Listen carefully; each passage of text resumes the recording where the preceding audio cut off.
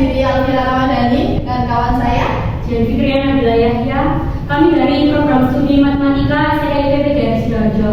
Di sini kami mendapatkan tugas akhir, yaitu berupa proyek dari mata kuliah numerasi dengan dosen pengampu Nurina Yunias. Ya, baik. Nah, di sini kami mengambil pada mata pelajaran prakarya dan kewirausahaan atau biasa disingkat dengan PKWU. Nah, pada kali ini kita bahas tentang pada bab membuat produk dari bahan bekas. Oke, materi yang disampaikan ini ada dua. Yang pertama, perencanaan usaha kerajinan dari bahan limbah. Kemudian yang kedua, sistem produksi usaha kerajinan dari bahan limbah. Selanjutnya yaitu perencanaan usaha kerajinan dari bahan limbah. Yang pertama, ada ide dan peluang usaha kerajinan dari bahan limbah. Kemudian yang kedua, sumber daya yang dibutuhkan dalam usaha kerajinan dari bahan limbah. Yang ketiga, perencanaan administrasi usaha kerajinan dari bahan limbah. Dan yang terakhir, perencanaan pemasaran usaha kerajinan dari bahan limbah. Penjelasan singkat dari yang poin pertama yaitu ide dan peluang usaha kerajinan dari bahan limbah. Mungkin lebih ke faktor-faktor yang menjadi dasar pertimbangannya. Yang pertama ada faktor keuntungan, kemudian penguasaan teknis, kemudian faktor pemasaran, faktor bahan baku, dan faktor tenaga kerja. Kemudian ada faktor modal, resiko, persaingan, fasilitas dan kemudahan, dan yang terakhir ada faktor manajemen. Ya, nah untuk poin yang kedua, bukan sumber daya yang dibutuhkan dalam usaha kerajinan dari bahan limbah. Jadi faktor yang mengutamakan itu di sumber dayanya. Ada faktor manusia, faktor keuangan, faktor organisasi, faktor perencanaan, faktor mengatur usaha, faktor pemasaran, dan faktor administrasi. Nah, mungkin dari pengelolaan sumber dayanya itu. Kemudian yang poin ketiga, perencanaan administrasi usaha kerajinan dari bahan limbah.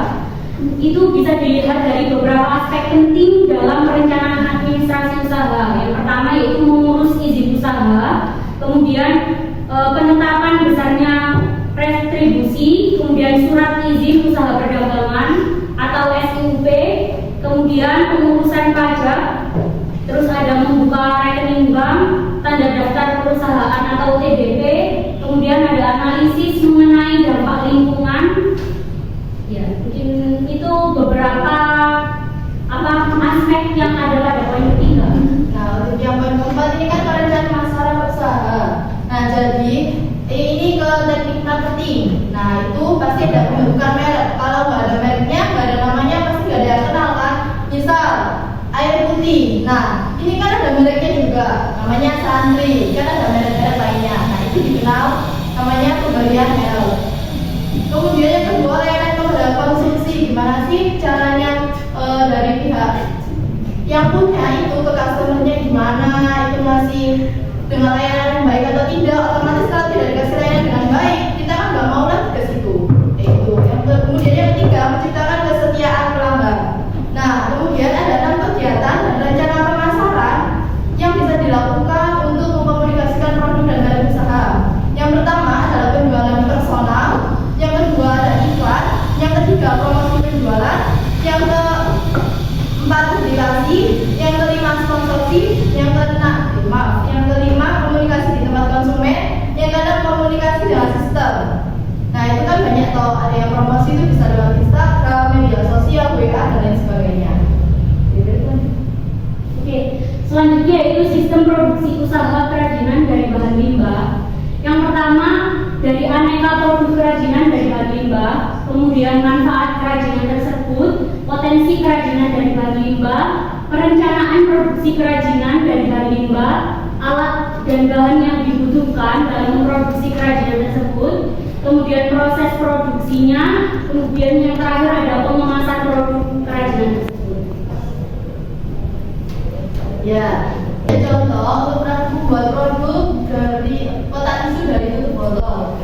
Nah, ini yang kasihkan contohnya, kemudian nanti untuk adik-adik semuanya mungkin minggu depan bisa membuat karya kerajinannya ya. Susah bu, susah.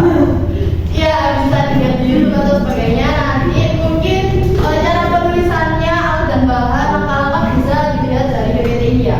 Oke, nah ini pembuatan kotak tisu dari tutup botol. Ada bahan-bahannya ada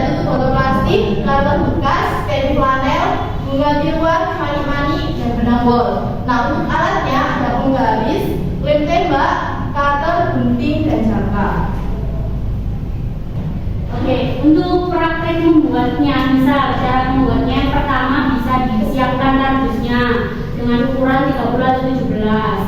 Atau mungkin kalau emang mau bikin yang lebih besar ya nggak apa-apa lebih dari itu. Kemudian bisa disiapkan bahan-bahan yang lainnya kayak flanel, terus lem kardus.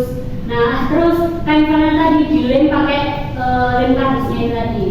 Jangan lupa dirapikan bagian sisa flanelnya, kemudian dilipat ke bagian dalam, jadi biar kelihatan rapi dari luarnya. Kemudian siapkan kardus dengan ukuran yang sama dan dilubangi di bagian tengahnya untuk tempat keluarnya tisu itu tadi kan. Terus sebelum dilubangi mungkin bisa digambar pola berukuran 14 kali 14 terlebih dahulu pada kardus, kemudian dipotong Untuk cara selanjutnya, saya akan kembali kardus pada kain flanel menggunakan lem yang ketujuh. Ya, yang ketujuh, rapikan lagi bagian sisa dari kain flanel, gunting kain flanel, kemudian tempelkan pada bagian belakang kardus. Yang kedelapan, tutup kembali kardus menggunakan kain flanel. Yang sembilan, siapkan tutup botol sebanyak 160 pas. Nah, untuk tutup botol ini menyesuaikan dengan bentuk kotak tisunya dan seberapa besar, lebar ataupun panjangnya. Bu, apean bu, kita bu. Ya. Ya, bisa dilanjutkan? Bisa. Terima kasih. Ya, untuk 10 beri lebar dan tutup botol, kemudian tempelkan satu persatu. Terus langkah selanjutnya lem kembali dan tempel tutup kardus hingga membentuk 6 tingkatan tutup botol. Kemudian siapkan perekat, kemudian tempel di atas botol. Siapkan kain flanel ukuran 28 x 5 cm, lipat memanjang menjadi 2 dan sisipkan menggunakan jarum pentul. Kemudian rekatkan lem pada tutup botol dan lem kembali lipatan kain flanel tadi. Kemudian tempelkan dengan bagian kardus yang sudah ditutup dengan kain flanel. Nah, kemudian lem perekat sisi lainnya pada kardus. Yang terakhir tempelkan mutiara pada bagian atas kanan dan kiri kardus atau tutup kotak tisu sebagai biasanya. Dan tempat tisu dan tutup botol silakan digunakan. Jadi bukan hanya tutup botol aku aja, bisa pakai tutup botol santri, pokoknya ukurannya sama. Ya.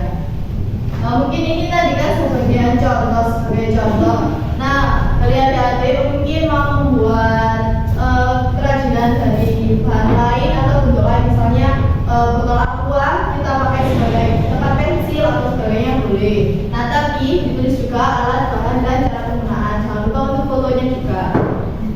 Nah, ada yang ditanyakan? Saya beli aja bu, ada uang.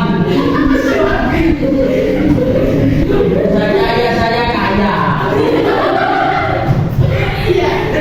Ini karena kenapa sih kok disuruh jual tidak boleh beli walaupun banyak ya walaupun banyak uang, walaupun juga toko-toko juga banyak kayak gini.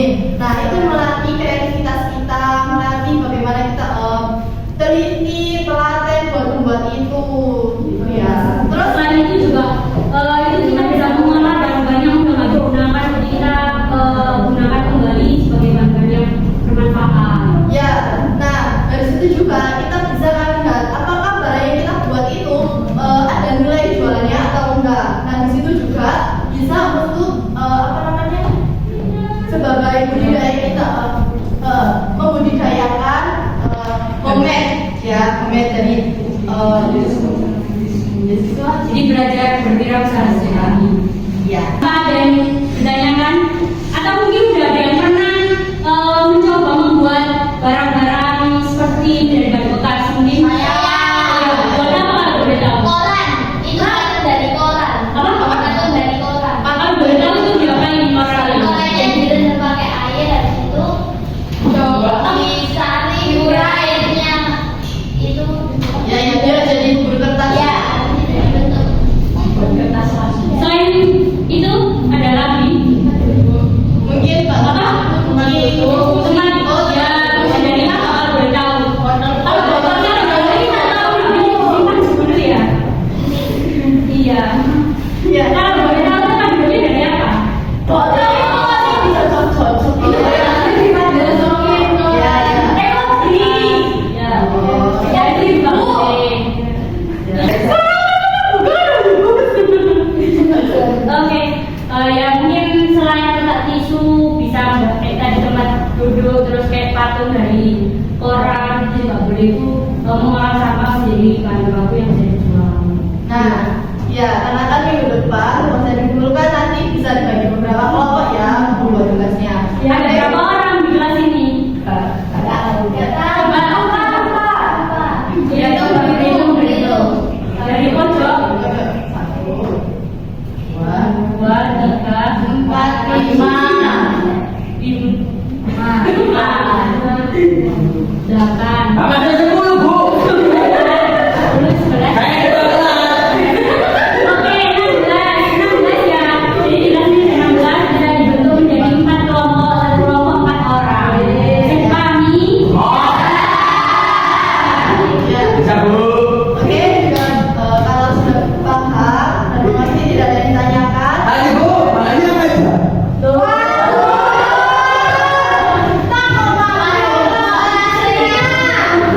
Untuk bahannya menyesuaikan dari produk yang digunakan.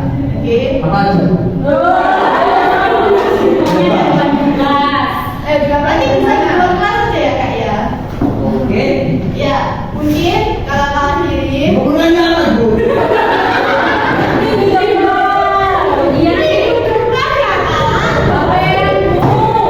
Enggak.